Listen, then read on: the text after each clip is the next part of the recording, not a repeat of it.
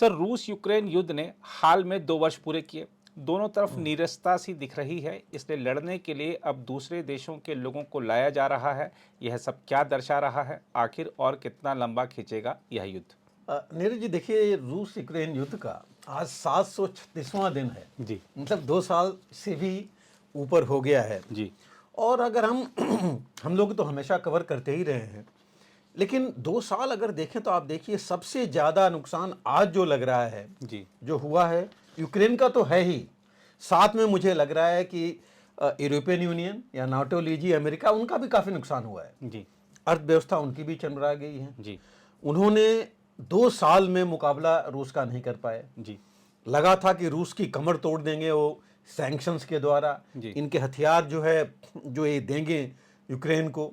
वो जी। 2 साल बात होती रही कि कई चैनल्स ने कहा, हम लोगों ने नहीं कहा, हम तो ये कहे कि न्यूक्लियर के बारे में, और हम जी। लोग शुरू से कहते रहे कि न्यूक्लियर वार नहीं होगी, क्योंकि सारे देश रिस्पॉन्सिबल हैं, उनको पता है कि क्या इफेक्ट होगा, और जी। हुआ नहीं। जी। और होगा भी नहीं, आगे भी नहीं है। हाँ, थ्रेट तो रहेगा, जी। थ्रेट जरूर रहेगा। और जिस हिसाब से पुतिन चल रहे हैं, अगर उनको कहते हैं ना पुश टुवर्ड्स द वॉल, अगर बिल्कुल उन्होंने दबा दिया, धकेल दिया, तो जरूर ये ऑप्शन उनके पास है। और कहा तो ये भी जा रहा है कि उन्होंने अपनी न्यूक्लियर क्षमता बढ़ा ली है। जी। बेलारूस में डिप्लॉय कर ही दिया है। जी। वेपन्स भी कहा जा रहा है कि बढ़ा लिया है, क्योंकि संधि उन्होंने पहले ही तोड़ दी। जी। अमेरिका के साथ जो उन्होंने हो रखी थी न्यूक्लियर जी। संधि। और इन्होंने न्यूक्लियर लॉन्च करने की जितनी उनके पास लॉन्चर्स थे, जी। चाहे वो ग्राउंड थे, कि देखिए उनके पास ग्राउंड बेस्ड लॉन्चर्स हैं, अंडरग्राउंड सिलोज भी हैं जहां से वो फायर कर सकते हैं, एयर लॉन्चर्स हैं, सी लॉन्चर्स हैं, अंडर सी भी हैं। जी। तो ऐसे करके इनके पास हैं। हालांकि बीच में लोगों ने कहा कि हो सकता है टैक्टिकल न्यूक्लियर लॉन्च करें, जो कि 0.5-1 किलोमीटर तक को, लेकिन वो नहीं हुआ। एक भी करेंगे आप तो न्यूक्लियर होता है। तो देखिए वो चीज़ हम लोगों ने पहले ही कहा था, वो नहीं है। लेकिन एक चीज़ जरूर देखने की है 2 साल में, देखिए जो हम पॉलिसी पुतिन ने या रूस ने किया, जी। फौजी लैंग्वेज में उसको बोलते हैं स्कॉर्च्ड अर्थ पॉलिसी। जी। मतलब पूरा जिसे कहते हैं जमींदरोज कर दीजिए। तो उन्होंने अपनी आर्टिलरी, मिसाइल्स, रॉकेट्स एयर लगा करके, और देखिए पूरा प्लास्टर कर दिया। आप 70 से देखिए 60 से 70% जो है, जो शहर हैं सारे वो तबाह हो चुके हैं। जी। तो वो पॉलिसी करने के बाद फिर इन्होंने अपने टैंक्स और जहाँ पर इन्फेंट्री थी वहाँ भेजा। जी। और वहाँ कब्जा किया। और अटैक अभी देखिए, हम पीछे की बात करते रहे, अभी जो पिछले 3-4 दिनों में डोनेस्क में एक इनका सीक्रेट ट्रेनिंग सेंटर था, सीक्रेट का, स्पेशल फोर्सेज का था यूक्रेन का, जहां पर कि इन्होंने मिसाइल लॉन्च किया डोनेस्क रीजन में।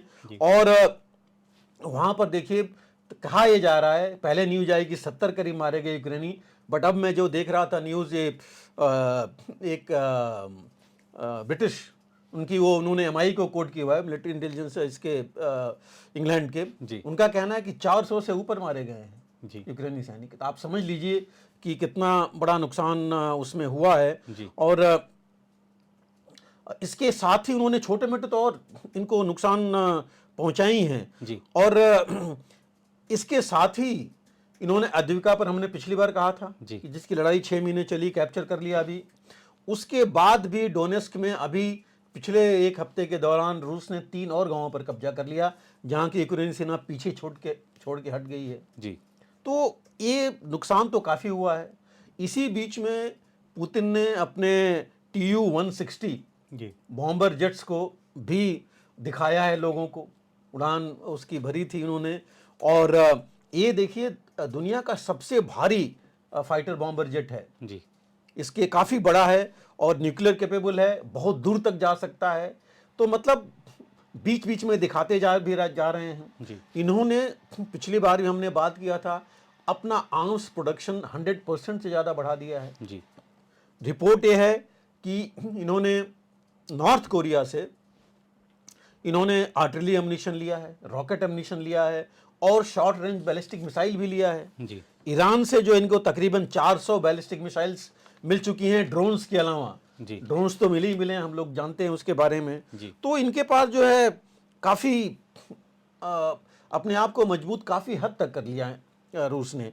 उनके पास देखिए अभी पिछले उसमें उन्होंने कल बुधवार मंगलवार बुधवार रात में 11 इन्होंने टारगेट्स सुमी जो रीजन है ओब्लास्ट का, जो कि अब वहाँ टारगेट कर रहे हैं जी। 11 जगहों पर टारगेट किया जहाँ पर कि 40 से ज़्यादा इन्होंने 42 अटैक्स किए हैं। तो मतलब रूस रुक नहीं रहा है अभी, अब उनको मौका मिल रहा है, थोड़ा आगे बढ़ रहे हैं। तो कहते हैं ना कि मोराल भी बढ़ता है, तो कह रहे हैं कि हम अभी आगे बढ़ते जाएं जी। हालांकि जैसे हमने कहा, और ये जो हमने अभी ट्रेनिंग की बात की थी, आप समझिए यूक्रेन के स्पेशल फोर्सेस थे जो कि जा करके डैमेज कर रहे थे रूस के अंदर भी, और जो एक्वायर्ड टेरिटरी है उसके अंदर या उधर इनके क्रीमिया में जी, वहाँ पर अटैक करके इन्होंने इतने लोगों को अगर किया तो ये बहुत बड़ा नुकसान है यूक्रेन में, खास करके जहाँ पर अब उनके यहाँ रिक्रूटमेंट्स की कमी हो गई है जी। रिक्रूट्स आ नहीं रहे हैं, नौजवान जो रिक्रूट होने चाहिए वो ब्राइबरी दे के बाहर जा रहे हैं कि हम जो है नहीं रहे हैं यहाँ जी। और एक न्यूज़ तो वैसे ही है कि जो मैक्रोन ने बोला है कि सेना भेजें, बिकॉज है ही नहीं इनके पास जी। प्रॉब्लम है यूक्रेन में, हालांकि ऐसा नहीं कि रूस में नहीं है, बट फिर भी इन्होंने 3 लाख तो अपने जो ट्रेन किए कर ही लिए थे, वहाँ हैं, वहाँ भी प्रॉब्लम है, लेकिन उनके पास अभी हैं। तो ये जो है रूस एक और उन्होंने कैप्चर कर लिया है, आई थिंक रेटोविके करके ईस्टर्न यूक्रेन में जी, वहाँ भी उन्होंने कुछ एरिया कैप्चर कर लिया है जी। तो इस हिसाब से अगर देखा जाए तो रूस जो है अपने जो इरादे हैं उसमें आगे बढ़ रहा है जी। एक और उनका ये ट्रांसनिस्ट्रा करके एरिया है जो कि यूक्रेन का एक ब्रेकअवे रीजन माना जाता था जी, कि वहाँ पर कुछ ऐसे लोग हैं जो कहते हैं कि हम यूक्रेन में नहीं अपना अलग इंडिपेंडेंट बनाएंगे, और उनमें से कुछ लोगों ने रूस को बोला है कि हमारी मदद कीजिए आकर के। मतलब एक दो चीज़ें हैं, एक वो लोग हैं जो आना चाहते हैं, यूक्रेन ने तो बोला है कि रूस को यहाँ हाथ नहीं लगाना चाहिए, हमारा इंटरनल मैटर है ये है, लेकिन रूस की पहले से वो चीज़ रही है, जैसे डोनेट्स्क और बाकी रीजन में उसने किया था कि वहाँ को लोगों को इंसाइट करे कि वो रूस से मदद मांगे और रूस उनकी जाके मदद करे जी।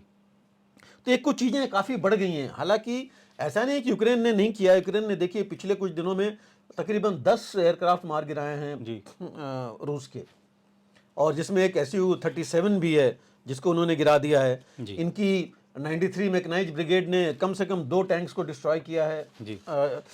इसके रूस के, लेकिन फिर भी अगर ये देखा जाए तो बहुत ज़्यादा रूस के ऊपर नुकसान नहीं है जी।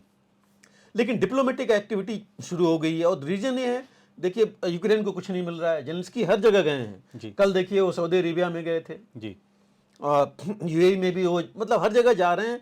अब उनको मिल तो नहीं रहा है, लेकिन मुझे ये लग रहा है कि अब जा करके बेसिकली वो डिप्लोमेसी पे उतर आए हैं जी, कि किसी तरह ये रुके, क्योंकि यूक्रेन के अंदर हम देख रहे हैं कि लोग उनके बहुत अगेंस्ट हो गए हैं जी। और बाहर जहां भी वो जा रहे हैं यूरोपियन कंट्रीज में एक ही चीज पूछा जा रहा है कि हम इतने बिलियन डॉलर दे दिए जी, आपने किया कुछ नहीं जी।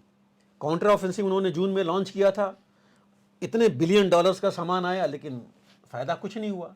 तो हर एक जगह आजकल देखिए हर एक आदमी, हर एक देश यही ढूंढेगा, और जनता भी, कि हमारा चला गया उसके हमको मिला क्या है। तो शॉर्टेज ऑफ एमिनिशन है, ट्रुप्स है, वॉर फटीक जो हम कहते थे, लड़ाई की थकावट जनता में भी है, इनके उसमें भी है, जवानों में देखिए कई जगहों पर तो उनके जवान सरेंडर करके चले आए रूस के पास।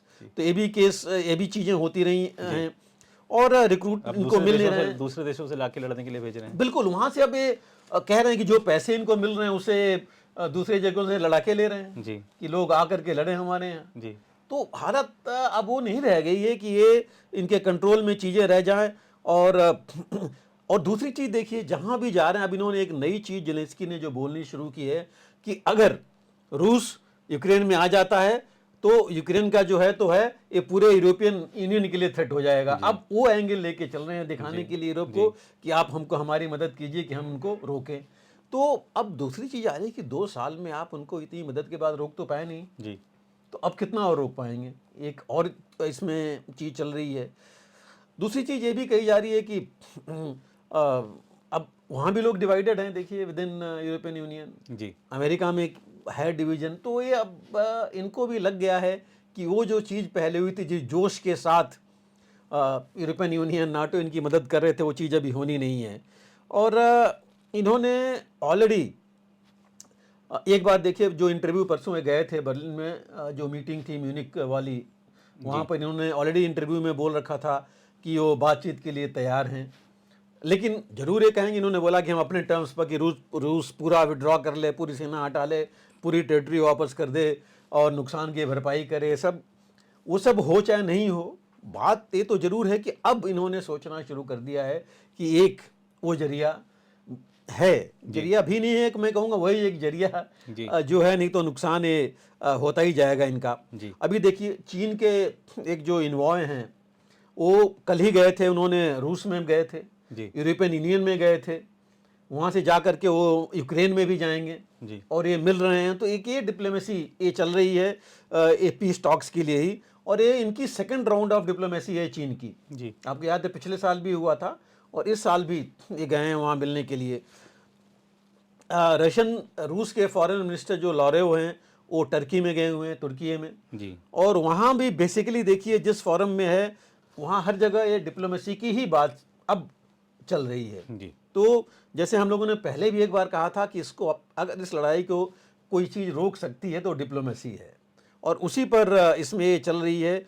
और अभी देखिए इवन यूक्रेन के ग्रेन्स के अगेंस्ट ग्रेन स्पोर्ट्स उसके बढ़े हैं, लेकिन पोलैंड, जर्मनी, हर जगह किसान वहाँ खड़े हो गए हैं कि भाई इन्हीं के ग्रेन्स हमारे यहाँ आए जा रहे हैं, हमारा कुछ कोई ले नहीं रहा है, सस्ते हो रहे हैं। तो वो भी इनको पता है। जेलेंस्की ने यहाँ तक बोलना शुरू कर दिया जब अभी गए थे म्यूनिक में, वहाँ भी कि जॉइंट प्रोडक्शन करें हम हथियारों का।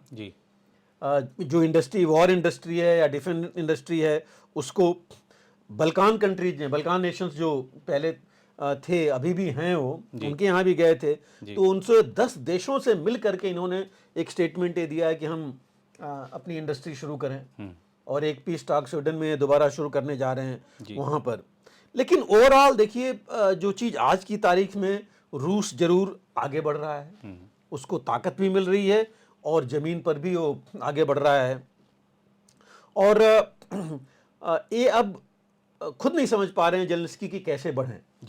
आर्मी चीफ को निकाल दिया, नए लगाए, फिर भी जो है कोई खास फर्क नहीं पड़ रहा है। हथियार अम्युनिशन मिल नहीं रहे जो हैं, उससे बहुत ज़्यादा फर्क पड़ नहीं रहा है। पहले क्रीमिया के ऊपर कॉन्सेंट्रेट किए, कुछ किया, लेकिन अब क्रीमिया की एयर डिफेंस मजबूत कर ली रूस ने, तो वहाँ भी जो है बहुत ज़्यादा इफेक्ट नहीं हो रहा है। तो ओवरऑल इस युद्ध का, जैसे हम लोगों ने पहले भी कहा कि अभी चलेगा, इतनी जल्दी ख़त्म तो नहीं होगा। डिप्लोमेसी समय लेती है, अगर दोनों लोग जिद पड़े रहे तब तो कुछ होने वाला नहीं है। तो छोड़ करके जब आएंगे, और देखिए एक चीज़ तो बड़ी सिंपल है, पुतिन जिस तरह चल रहे हैं इलेक्शन तक तो कुछ नहीं करेंगे। मार्च में उनका इलेक्शन है ही है, अगले 6 साल के लिए उन्होंने आना तय है, कोई विरोध में है नहीं। जब वो आ जाएंगे तो और मजबूत होंगे, और मजबूत होंगे तो ये पीछे नहीं हटेंगे। तो मुझे नहीं लगता कि वो अपनी जो जमीन ले चुके हैं उसके ऊपर कोई समझौता करेंगे, क्योंकि वो उनकी सेफ्टी सिक्योरिटी के लिए भी बहुत जरूरी है। और जहाँ तक वो चाहेंगे कि नाटो का एक्सपेंशन और नहीं हो। ऑलरेडी उन्होंने बोल दिया कि स्वीडन अगर चला जा रहा है जाए, तो उसकी उनकी इच्छा है, लेकिन उन्होंने कहा कि हम अब अपनी सुरक्षा उस इलाके में और मजबूत करेंगे। मतलब अगर वो बेलारूस और बाकी इलाके में और न्यूक्लियर वेपन्स, बाकी चीज़ें तैनात करते हैं, तो ओवरऑल इनसिक्योरिटी और इसके लिए यूरोपियन यूनियन को ही प्रॉब्लम आएगी, सुरक्षा की प्रॉब्लम आएगी। तो ये कुछ चीज़ें हैं जो कि आगे चल सकती हैं। तो आज की तारीख में अगर देखा जाए तो जिसे कहते हैं पलड़ा भारी होना तो रूस का ही है। रूस अपना आगे चलते जा रहा है। आर्थिक उसको थोड़ा बहुत धक्का तो लगा है, लेकिन ऐसा नहीं हुआ कि बहुत धक्का लग गया हो कि वो कुछ भी नहीं कर पा रहा है। और इनका जहाँ तक सवाल है नाटो का और अमेरिका का, अमेरिका अपने इलेक्शंस के बीच में लोग बहुत बोले जा रहे हैं कि अगर ट्रंप आ गए, जैसे ट्रंप का आप देखिए उनका जैसे समर्थन मिल रहा है उनको, अगर वो आ गए, उन्होंने ऑलरेडी बोल रखा है मैं तो एक दिन में लड़ाई खत्म कर दूं। और कहा जा रहा है अगर वो एक दिन का मतलब होगा, वो कहेंगे यूक्रेन जहाँ है वहाँ, रूस जहाँ है वहाँ सहायता बंद करो, तो यूक्रेन तो वैसे ही आकर के कुछ नहीं कर पाएगा। तो ये कुछ चीज़ें हैं जो चल रही हैं, और ये होंगी तो ये थोड़ा बहुत मुश्किल होगा। दूसरी चीज़ एक और देखिए, नाटो में अगर आप याद कीजिए, ट्रंप ने पहले ही बोल दिया था कि नाटो हमारे किसी मतलब का नहीं है। वो कह रहे हैं पैसे हम दिए जा रहे हैं, वो अपनी सुरक्षा उनकी हो रही है, वो अपना कुछ कंट्रीब्यूशन उनका इतना है नहीं, हमारा ही ज़्यादा है। तो मुझे एक डर वो भी लोगों को लग रहा है, यूरोपियन यूनियन को, कि क्या होगा अगर ट्रंप आ गए तो ये कुछ चीजें हैं भविष्य की, जो कि वो तो इलेक्शन तो अभी इनके नवंबर में है, जी, वो बाद की बात है। बट अगर चलता रहा ऐसे तो ये चीज मुझे लग रहा है कि ये साल भी निकल ही जाए या उसके बाद में ही जाकर के कुछ समझौता इसके ऊपर हो जाए। लेकिन हम चाहेंगे जरूर कि कुछ समझौता हो, क्योंकि देखिए ओवरऑल तो सबसे ज्यादा नुकसान तो लोगों का ही हो रहा है, सिविल लोगों का बाकी जगह हो रहा है। तो ये थोड़ा चीज है जहां पर कि कुछ नहीं हो तो कम से कम कुछ सीज फायर हो जाए, कोई ट्रूस हो जाए और उसके बाद चीजें चलती रहें। जी बिल्कुल सर। अगर आप भी लेना चाहते हैं देश दुनिया की तमाम जानकारी तो आज ही सब्सक्राइब करें हमारे चैनल को। साथ ही नीचे दिए बेल आइकन को जरूर दबाएं ताकि हर अपडेट आप तक पहुंच सके।